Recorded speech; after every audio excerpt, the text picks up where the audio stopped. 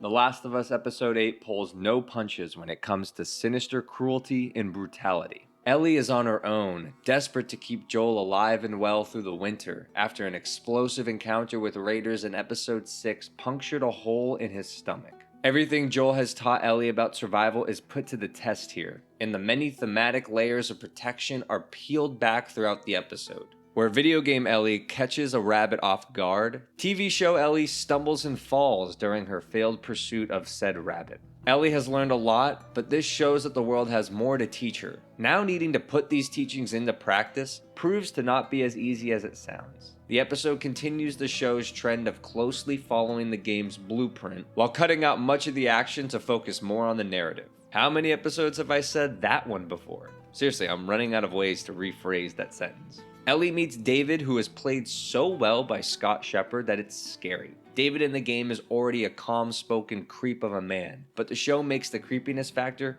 far more overt. This is done by adding two important elements to David's character that reveal oceans of depth below his twisted heart. David in the show was a teacher before the apocalypse, and he was a preacher after. While it is never explicitly said, David's history as a children's teacher helps explain his deep-rooted pedophilia and manipulative grooming skills that have been left unchecked post-pandemic. Seeing how he acts with Ellie and his own group of people, you can imagine what this man would be like in a school setting, and it is disgusting. David becoming a man of God was a change I wasn't initially a fan of when he first spoke of it.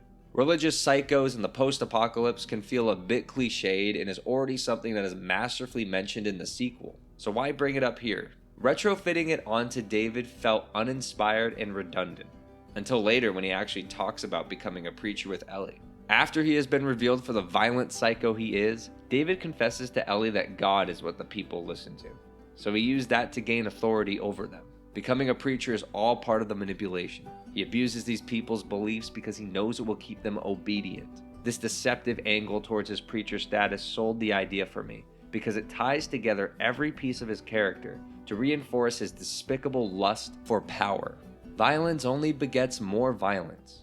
But we can all agree he deserved the violent death he got, right? Speaking of violence, we do get to see Joel indulge in his own violent tendencies as well. Joel gets the medicine he needs and springs into action just in time for some sweet, sweet murder. Just like the video game, Joel proves he is a stealth master by sneaking up on literally everyone in this episode. Dead Raider 1, Dead Raider 2, Dead Raider 3, even Ellie. Watching Joel interrogate the two raiders to find where David has taken her calls back to the way Joel interrogates the isolated couple from episode 6, albeit much less friendly or patient this time around. Joel's violent past is put on full display here, as you can imagine how many times he's done this before with how comfortably he handles the knife. This episode is another attempt at reminding the audience that Joel is a killer. The man he killed in episode 6 to keep Ellie safe came from David's camp. He was a raider, trying to hurt them both. But he was also a father, just like Kansas City, where protecting Ellie meant killing a son.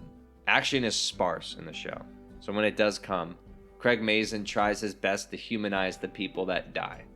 Unless they're David, of course. The winter section of Joel and Ellie's journey was disturbingly brought to life on screen, with the game's greatest villain elevated to new, disturbing heights.